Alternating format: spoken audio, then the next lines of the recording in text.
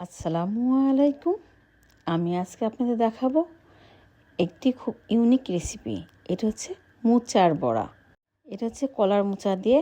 আমরা অনেকেই ঘন্ট খাই, কিন্তু আমি আজকে আপনাদের দেখাবো কলার মোচা দিয়ে কিভাবে এই বড়া তৈরি করতে পারেন, এবং এটা এতই টেস্টি তার একটা রেসিপি। তো প্রথমে আমি এভাবে মোচাটা থেকে কলার যে কুচি কুচি কলাগুলো বের করে এগুলো বেছে নিচ্ছি।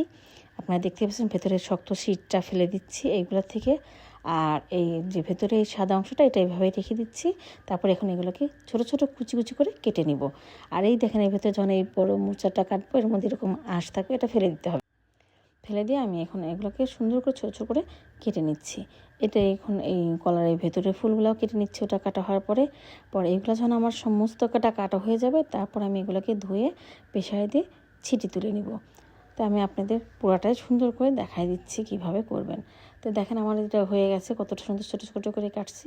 এখন প্রেসারের মধ্যে নিয়ে আমি এটাকে ছিটি তুলে দেবো। প্রেসারে কিন্তু খুব বেশি পানি দিতে হবে না, আমি আপনাদের দেখাই দিচ্ছি। অল্প সামান্য পানি দিলেই হয়ে যাবে, মানে হাত ধোয়া পানির মতন একটু কিছুখানি, কারণ এটাতে এমনি পানি বের হয়ে যাবে, আর অত দরকার নাই। তারপরে যে আমি এখানে ছিটি তুলে দিলাম, একটা ছিটি উঠলেই কিন্তু আপনার এটা সিদ্ধ হয়ে যাচ্ছে। আপনার এটা কড়াই বা পাত্রেও দিতে পারেন, কিন্তু একটু সময় লাগবে।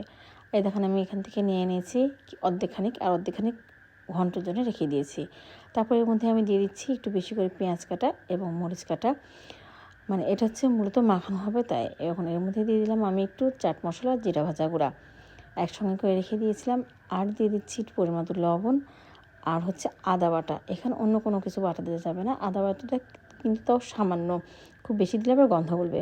আর দিয়ে দিলাম সিদ্ধ করে রাখা আলু, ম্যাশ করে রাখা, দিয়ে এটাকে আমি সুন্দর করে মাখায় নিচ্ছি। এটা এত বানানো ইজি, মানে এবং খেতে অত্যন্ত টেস্টি।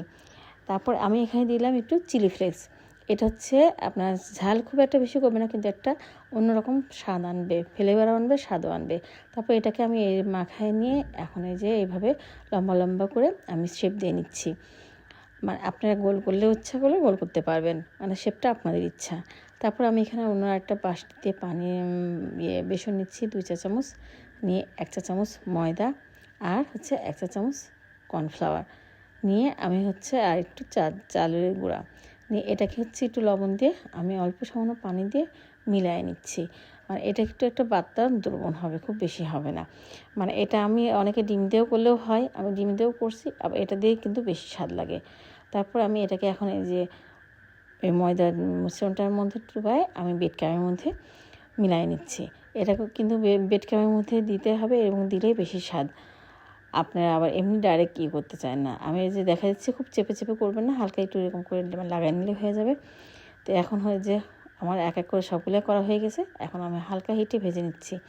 মানে এটা খুব হালকা হিটে ভাজবে না, তাহলে আবার খুলে বের হয়ে যাবে। মানে হালকা হিটে, মানে হাই একটু একটু কম, যেটা সেই হিটে ভেজে নেবেন। তাহলে দেখেন আমার ভাজা হয়ে গেল, এবং কতটা সুন্দর কালার এসেছে, এবং এটা খেতে অত্যন্ত টেস্টি। আপনারা বাসায় একবার হলেও এটা খেয়ে দেখবেন যে আমি আসলেই কতটা সত্যি কথা বলছি। এটা এতটাই টেস্টি, আপনারা একবার খেলে আপনাদের এটা খেতেই মন চাবে। তো ভালো থাকবেন। আসসালামু আলাইকুম।